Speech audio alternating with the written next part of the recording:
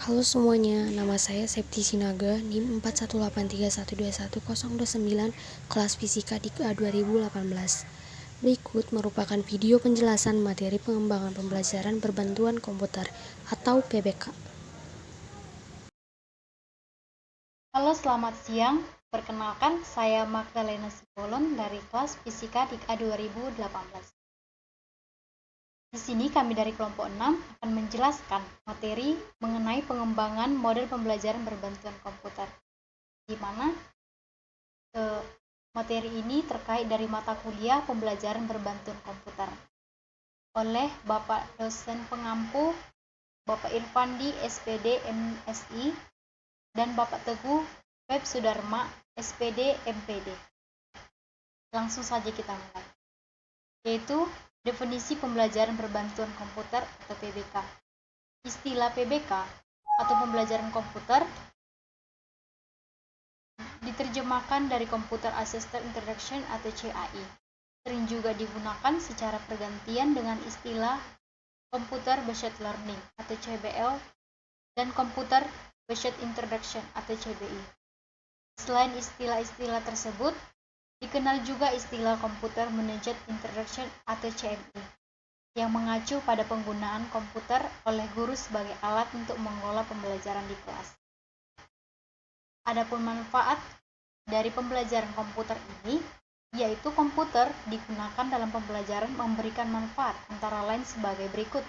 Yang pertama, pembelajaran berbantuan komputer atau PBK merupakan suatu usaha terdesain dan sistematik untuk mengatasi kelemahan-kelemahan pada pembelajaran.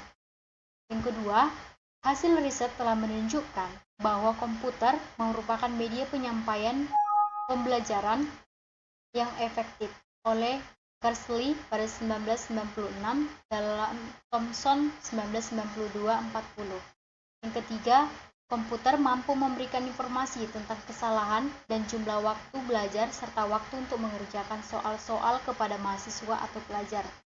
Yang keempat, pengembangan pembelajaran yang dirancang secara hati-hati akan bermanfaat bagi mahasiswa atau pelajar yang biasanya kurang dapat mengikuti metode pembelajaran tradisional atau Taylor 1993. Yang kelima, pembelajaran berbantuan komputer atau PBK melatih siswa untuk terampil memilih bagian-bagian isi pembelajaran yang dikehendaki.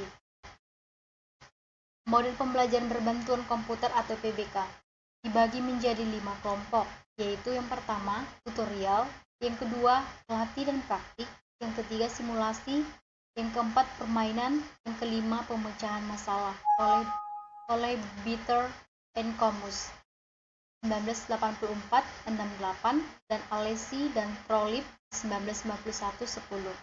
Selain 5 tipe tersebut, Matcha pada tahun 1992-21 menambahkan satu tipe PBK yaitu inquiry, sedangkan Schall dan kawan-kawan 1986-196 menambahkan tipe PBK yang lain yaitu informasional. Baiklah, selanjutnya akan dijelaskan oleh teman saya. Sekian penjelasan saya. Selamat siang, terima kasih. Oke, nama saya Daniel Tuasa Purba dari Fisika DIK A 2018. Di sini saya akan melanjutkan PPT yang telah dibaca teman saya, di mana yang pertama itu tutorial. Tutorial adalah program yang didesain untuk berperan sebagai tutor bagi mahasiswa atau pelajar, artinya bahwa model ini disajikan dalam format dialog dengan mahasiswa atau pelajar. Dalam model tutorial berisi konsep, penjelasan, rumus-rumus, prinsip, bagan, tabel definisi, istilah, dan latihan. Model ini selain menyajikan informasi isi bahan pelajaran, bertanya kepada mahasiswa atau pelajar. Dalam program seperti ini, komputer digunakan untuk menyajikan informasi secara sekuensial atau model linear, yang pada umumnya hampir sama dengan cara penyajian pada buku teks. Yang B, drill and practice. Model drill and practice berdasar asumsi bahwa konsep-konsep dasar telah dikuasai oleh mahasiswa atau pelajar dapat digunakan untuk menerapkan rumus-rumus, bekerja dengan kasus-kasus konkret, dan menjelajahi daya tangkap mereka tentang materi. Penggunaan komputer pada aktivitas model drill and practice dapat memberikan beberapa keuntungan lebih daripada metode tradisional. Keuntungan dari penggunaan model drill and praktis melalui komputer, yaitu mahasiswa atau pelajar dapat memperoleh balikan atas respon mereka tanpa harus menunggu guru untuk mengoreksi respon tersebut. Selanjutnya, model simulasi. Model simulasi adalah suatu gambaran atau model dari peristiwa, objek, atau beberapa fenomena yang disederhanakan yang meliputi unsur-unsur penting. Dengan menggunakan model simulasi komputer, mahasiswa atau pelajar menjadi bagian penting dari lingkungan belajar dan biasanya dapat mengetahui skema langsung hasil dari keputusan yang dibuat dalam lingkungan ini. Keuntungan model simulasi komputer yaitu simulasi memberi mahasiswa atau pelajar kekuatan ingatan untuk memanipulasi berbagai aspek dan model simulasi ini. Karena model simulasi biasanya memberi mahasiswa atau pelajar kesempatan untuk menerapkan belajarnya pada situasi kehidupan nyata. Program ini cenderung menetapkan tujuan pembelajaran tingkat lebih tinggi. Yang D, permainan atau game. Berdasarkan tujuan belajar, jenis permainan dibagi menjadi dua tipe, yaitu sebagai berikut. Yang pertama, permainan intrinsic atau intrinsic games, mempelajari aturan permainan dan keahlian dalam suatu permainan atau games. Yang kedua, permainan extrinsic atau extrinsic games. Permainan hanya sebagai perangkat tambahan sebagai fasilitas belajar dan membangkitkan motivasi siswa. Yang E, problem solving, seperti model simulasi didesain dengan memanfaatkan kemampuan komputer untuk meningkatkan mengajar dan belajar strategi pemecahan masalah tingkat lebih tinggi. Pada umumnya, perangkat lunak problem solving mirip dengan perangkat lunak simulasi karena mahasiswa atau pelajar ditempatkan pada situasi di mana mereka dapat memanipulasi hasil dan manipulasi ini. Perangkat lunak problem solving merupakan kategori yang lebih umum yang meliputi semua perangkat lunak yang didesain untuk mengajarkan strategi pemecahan masalah. Yang selanjutnya, teknologi. Teknologi adalah suatu kesatuan antara hardware, software, dan firmware yang jika berjalan sendiri tidak akan menjadi teknologi. Kesulitan menjelaskan makna teknologi ini akhirnya berdampak pada kesulitan menjelaskan definisi TP itu sendiri. Definisi yang relatif baru atau Search and Restrict tahun 1994 sebenarnya cukup sederhana dan mudah dimengerti yang berbunyi sebagai berikut. TP dianggap sama dengan teknologi intrusi. Definisi yang sederhana ini jika dijabarkan lebih lanjut akan melahirkan kompleksitas tersendiri. Gambar yang sudah ditampilkan sebelumnya, lihat pada gambar yang pertama, merupakan gambar menyeluruh yang meliputi berbagai ranah atau domain yang tersirat dalam definisi di atas. Oke, teman-teman, di samping ini di PPT ada gambar teknologi pendidikan. Yang pertama, pengembangan. Pengembangan itu yang utuhnya itu teori yang bisa dibagi. Yang pertama itu pengembangan teknologi cetak, teknologi audiovisual, teknologi berbasis komputer, teknologi terpadu. Dan dibagi lagi pemanfaatannya, pemanfaatan media, difusi inovasi, implementasi, dan institusionalisasi. Yang juga kelanjutannya kebijakan dan regulasi. Terus dibagi juga pengelolaan, manajemen proyek, manajemen sumber, manajemen sistem penyampaian, manajemen informasi, dan dibagi juga ke desain sistem instruksi, desain pesan, strategi instruksional, dan karakteristik belajar. Dan yang terakhir itu penilaian, analisis masalah, pengukuran, acuan patokan, evaluasi informatif, dan evaluasi sumatif. Sekian dari saya, akan dilanjutkan oleh teman saya. Terima kasih. Perkenalkan, nama saya Septi Sinaga, NIM 4183121-029, kelas Pendidikan Fisika A 2018. Di sini saya akan menjelaskan tentang pengembangan pembelajaran berbantuan komputer dalam kawasan teknologi pembelajaran. Sebagaimana yang dikemukakan oleh Selsen Ricky, bahwa pengembangan pembelajaran dalam kawasan teknologi pembelajaran termasuk dalam domain pengembangan. Pengembangan tidak hanya mengandung perangkat keras saja, akan tetapi juga perangkat lunak. Pengembangan pembelajaran berbantuan komputer atau PBK merupakan kegiatan pemanfaatan teknologi pembelajaran, khususnya fungsi pengembangan sumber belajar pada tahap-tahap yang telah diharapkan untuk mengatasi hal-hal yang telah ditentukan. Selanjutnya itu ada pembelajaran dikelola oleh komputer. Pekerjaan yang menjemukan dalam bidang pendidikan dapat dengan mudah diselesaikan oleh komputer, misalnya pengelolaan tes, pengadministrasian nilai, presensi siswa, biodata siswa, perekaman perkembangan dan kemajuan belajar siswa, serta pembuatan laporan tentang siswa. Penggunaan komputer untuk membantu mengelola tugas ini disebut dengan pembelajaran dikelola komputer atau PDK. Fungsi dari PDK ini adalah untuk membantu guru, tidak seperti BBK yang berfungsi untuk membantu siswa secara langsung. PDK ini digunakan untuk membantu guru dalam melaksanakan tugas-tugas mengajar. Selanjutnya ada pembelajaran di masa pandemi. WFH adalah singkatan dari work from home yang berarti bekerja dari rumah. Sebagai ASN, guru dalam upaya melaksanakan proses pembelajaran perlu dilakukan secara online atau dalam jaringan atau daring. Istilah pembelajaran daring dan luring muncul sebagai salah satu bentuk pola pembelajaran di era teknologi informasi, seperti sekarang ini.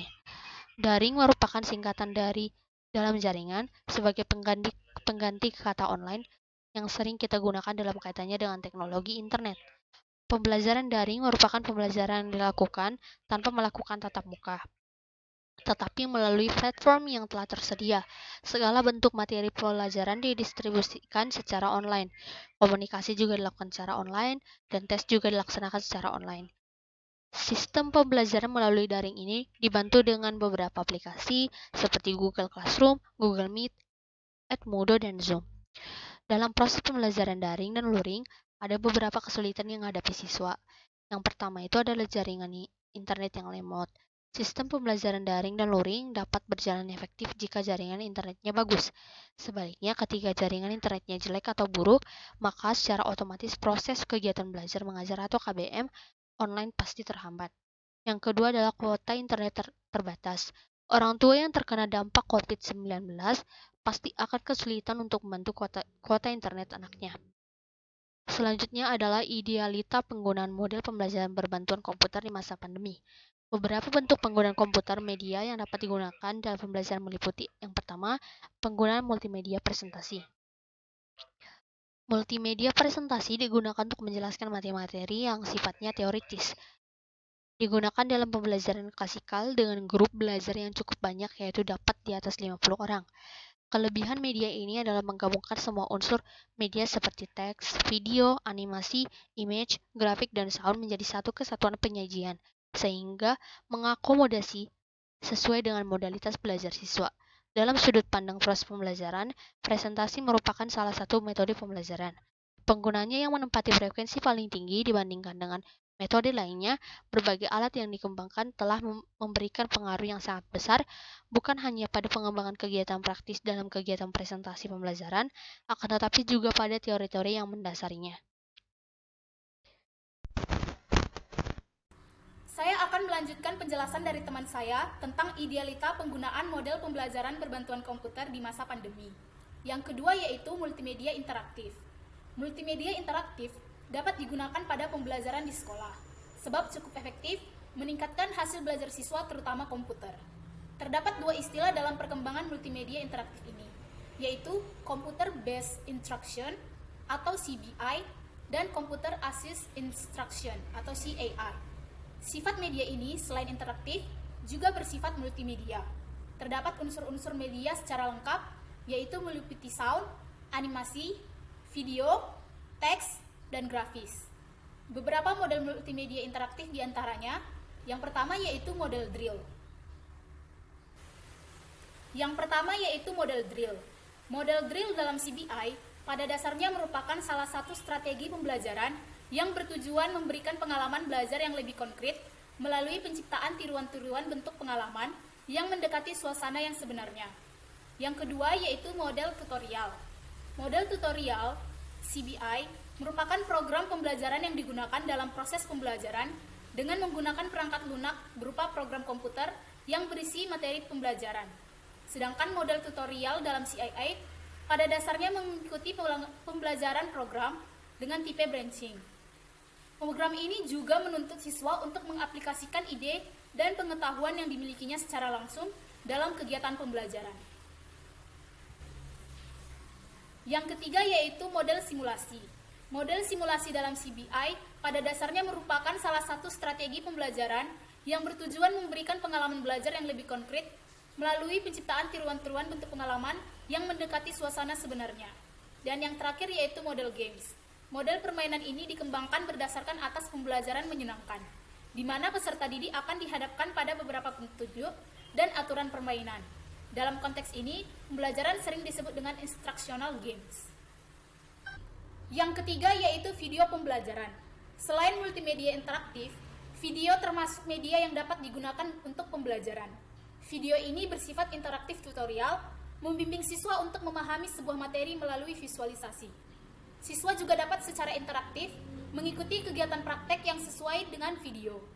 Penggunaan video dalam pembelajaran menghadirkan dunia nyata kepada anak didik yang disebut dengan metode uncored atau berjangkar. Beberapa penelitian menunjukkan bahwa metode ini cocok untuk pembelajaran. Bentuk video ini dapat menjelaskan suatu proses, misalnya cara penyerbukan pada tumbuhan, teknik okulasi, pembelahan sel, proses respirasi, dan lain-lain. Yang keempat adalah internet. Internet adalah singkatan dari Interactive Iron and Networking.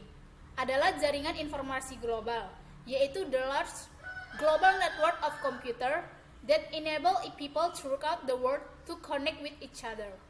Internet diluncurkan pertama kali oleh J.C.R. Licklider dari MIT pada bulan Agustus 1962. Pada pembelajaran menggunakan internet, siswa dan guru tidak perlu hadir secara fisik di kelas atau classroom meeting, karena siswa dapat mempelajari bahan ajar dan mengerjakan tugas-tugas pembelajaran serta ujian dengan cara mengakses jaringan komputer yang telah ditetapkan secara online. Siswa dapat belajar bekerja sama atau kolaboratif satu dengan yang lain. Mereka dapat saling berkirim email atau electronic mail dan untuk mendiskusikan bahan ajar. Selain itu, mengerjakan tugas-tugas pembelajaran dan menjawab pertanyaan-pertanyaan yang diberikan guru kepada siswa juga dapat berkomunikasi dengan teman sekelasnya.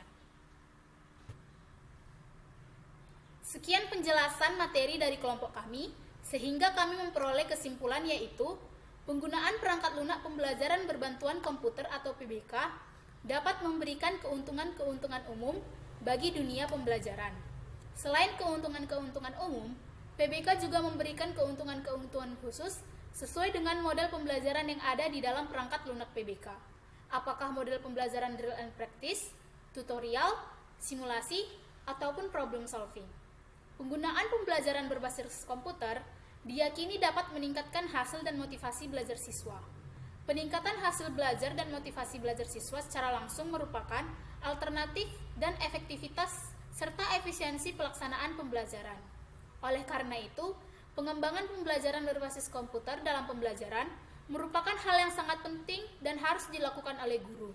Pembelajaran berbasis komputer sangat penting bagi guru karena guru akan lebih banyak berperan sebagai fasilitator bagi siswa, memberi alternatif variasi metode pembelajaran, dan menolong mengembangkan media pembelajaran. Demikian penjelasan tentang materi pengembangan pembelajaran berbantuan komputer oleh kelompok kami. Sekian dan terima kasih dan semoga bermanfaat.